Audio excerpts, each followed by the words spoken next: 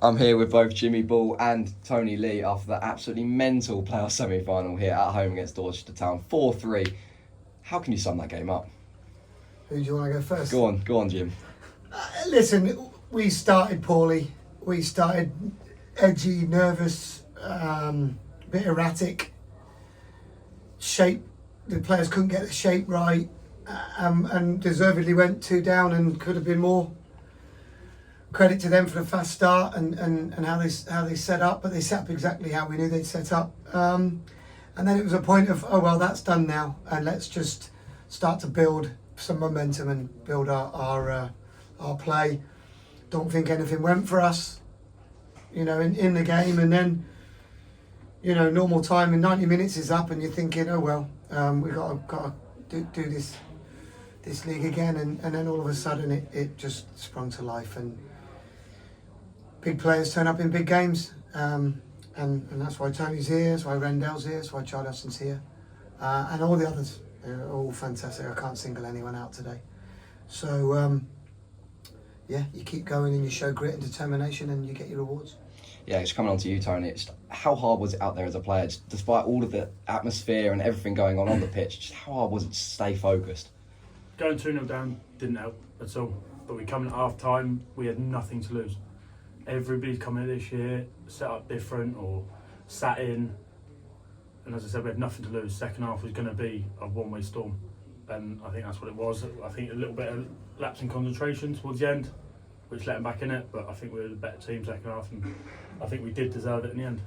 Yeah, just coming back onto you, Jim. Obviously, we took the lead deep into added time in the second half, and then they equalised again. Just what was the extra time team talk? What were you saying to the lads to try and get them back up for it? You've won this game once, go win it again. They're down to 10 men, move the ball, make them run, because you can't run forever. So, and we did that really, really well. We kept them moving, kept their shape. They couldn't really they couldn't camp in basically because we kept moving them. I think our crossing needed to be better on the night, and we were we lofted a lot of things in where we should have fizzed a few things in, but that's nitpicking. I'm not out there. The lads have got a lot of pressure, a lot of expectation to deal with, and they have all season. So, and they did tonight. So, and you saw that in the first 20 minutes. But once that was gone, we settled and we started to play. It was tremendous to see them all come together and show the determination and the fight that was needed and will the ball into the net, which they did. Yeah, and Tony, to come on to you, I think you must have played well over 200 minutes of football just in that game alone. I could say, how hard is it mainly just to keep going when the muscles are cramping and you feel like you're losing fatigue, but just how hard is it mentally to stay in the game when you've been on for so long? The mind doesn't shut down, the body will, but I think Jim and Beats have said it many times this season, if you keep going with your mind, your body will keep going. And I think that's what it did for everybody. I cramped up, there was a few that cramped up. I think there was a lot of effort put in on the night, but that come down to us not doing what we need to do from the start. So yeah, just final. I've rested him enough this season, so he should have been fresh. Yeah. Jesus. Just final question to both of you. Obviously, playoff final on Monday. We're against Gloucester City back here at the Snow Stadium. Just how much of a boost is it to have the home crowd behind us and have a lot of Stags fans that were really behind us, driving us on in this game, and now we're going to have them again against Gloucester. Jim, you answer first. Well, listen, I'm extremely proud of the fans. We've seen tonight how not to act as a group of fans. The way they've left the stadium, throwing the bins on the pitch is lack of class. Throwing pints of cider over me while I'm managing a game of football, lack of class. We've behaved fantastically well. We've put on a great show. The football club has, and I know we'll do it again because that's who we are.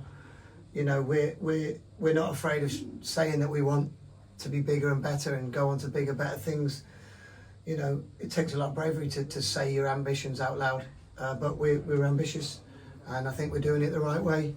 We're a self-sustaining football club. There's no rich fella chucking his own money into this football club. We make every penny we spend, and that's the way I've wanted it from the start, and that's the way we're conducting ourselves. So I'm very, very proud of the football club today for the show it put on, and I'm sure everybody was thoroughly entertained. And We want to do it again on Monday and with the same result because we've been fighting all season for that. So our focus is now on trying to win a game on Monday. Anything from you, Tony? Anything to add? Oh, I think it makes a massive difference having home advantage. I think we've seen from both sides. Dorch fans were loud and they kicked their team on first half, second half for the last goal, but our fans down in the bottom corner kicked us on and had a massive part to play in all 4 goals. Well, boys, let's rest up. We go again on Monday. Season's not done yet. Monday. Let's go. Thank you. Cheers.